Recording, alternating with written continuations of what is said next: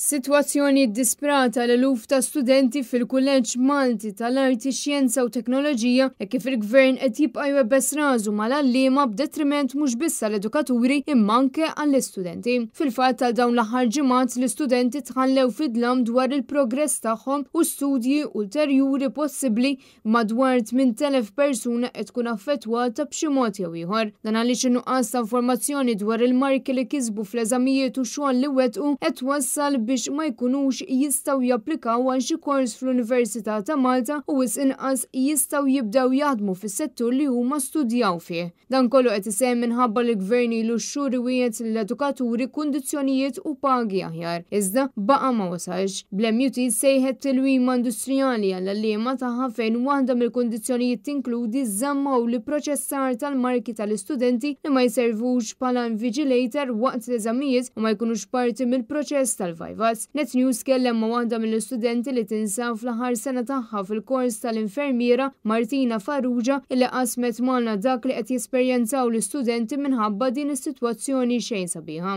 Di qed taffettwanna ovvjament il-fatt li aħna ma sax ingradwaw, ma sax imur naħdmu. Anka marki bħal id-dissertation tagħna ħaġa li jenna naħdmu ħafna fuqha u jenna nippjanaw ħafna minn qabel ma nistgħux inkunu nafu x'marka hi, plus li inti meta tkun studenta tkun qed tinkwieta x'marka ġibt.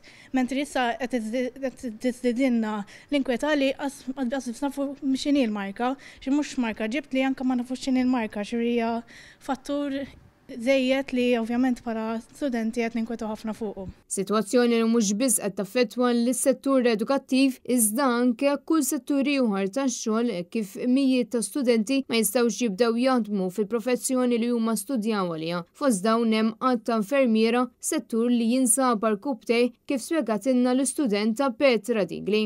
F'Malta l-komunità tagħna għandna bżonn l-infermiera u għalhekk qed inħeġġu biex aħna jkollna l-marki biex inkunu nistgħu napplikaw biex nibdew naħdmu ta' infermiera u nibdew nagħtu lura lejn il-komunità.